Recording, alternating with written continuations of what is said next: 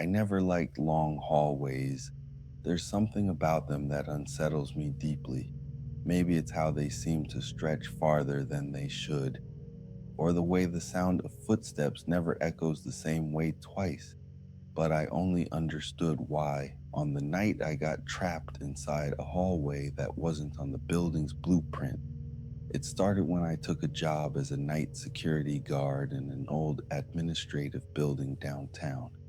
The place was practically abandoned, except for a few offices on the first floor that still operated during the day.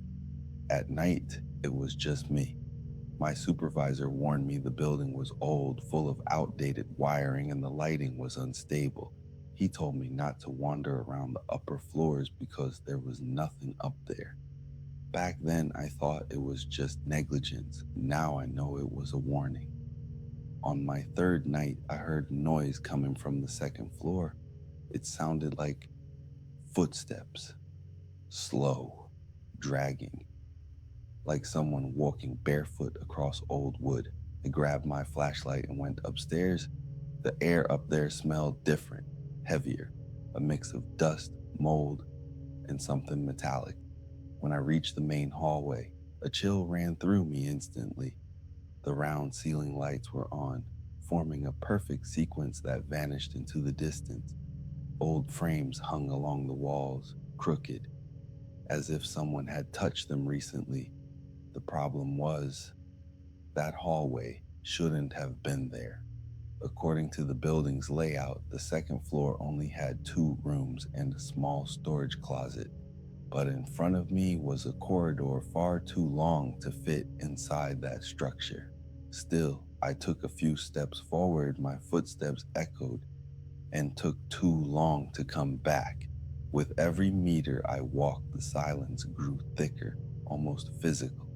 I looked back. The staircase was still there. I exhaled in relief. But when I turned forward again, something had changed. One of the lights had gone out, then another and another, as if the hallway was swallowing its own lighting. Little by little, I decided to go back. I turned around and froze. The hallway behind me wasn't the same anymore. It looked longer, the walls felt narrower, and the staircase was gone. In its place, there was only more hallway. My heart started racing. I called out to someone. My voice came out muffled, like the air itself was wrong. No answer. I kept walking, faster now, trying to stay calm. Doors appeared along the sides, all closed, without doorknobs. I passed a frame I didn't remember seeing before. It was an old photograph of a man standing in the middle of a hallway. He was facing away from the camera, and he was wearing the same uniform as me. I forced myself to ignore the unease and kept going. But then I noticed something that made my stomach drop. The floor was marked footprints, bare footprints. They were heading in the same direction I was. That's when I started hearing whispers. They didn't come from any specific place. They felt like they were leaking out of the walls, the ceiling, the floor itself. At first, I couldn't make out the words until I realized what they were repeating. My name. My name being whispered by dozens of different voices, some deep, some childish, some right next to my ear. I ran. The lights began to burst one by one, leaving parts of the hallway in total darkness. My breath shortened. The air felt colder. Then I heard footsteps behind me. They weren't mine, and they were faster. I looked over my shoulder. I shouldn't have. Something was coming toward me, moving wrong, its arms too long, its head tilted to the side. Its face looked blurred, like an underdeveloped photograph. It copied my movements. When I slowed down, it slowed down. When I ran, it ran, but it never fully caught up. It was as if it wasn't chasing me. It was guiding me. Suddenly, a door appeared to my right, different from the others. This one had a doorknob. I went in without thinking. The room was empty except for a chair in the center and a mirror hanging on the wall. As I stepped closer, nausea hit me. My reflection was delayed. I raised my hand, and the reflection took a few seconds to follow. Then it smiled. I didn't.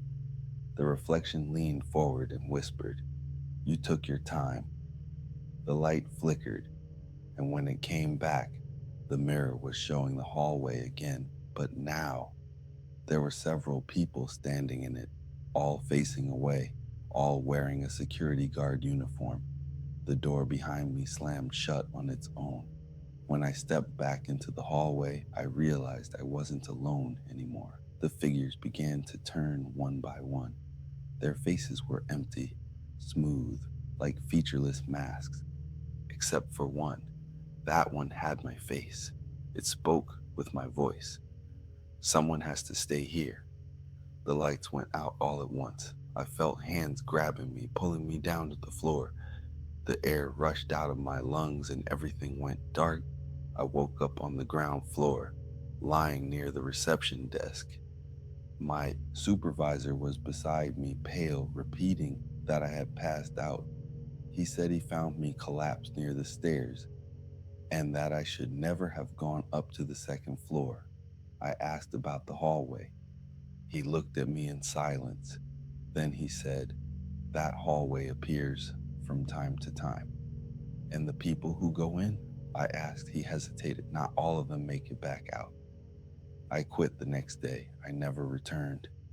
But sometimes, when I walk through hallways that feel too long, something feels wrong, as if the space itself is distorted, as if someone is walking behind me. And when I catch my reflection in dark glass, for just a second, it smiles before I do.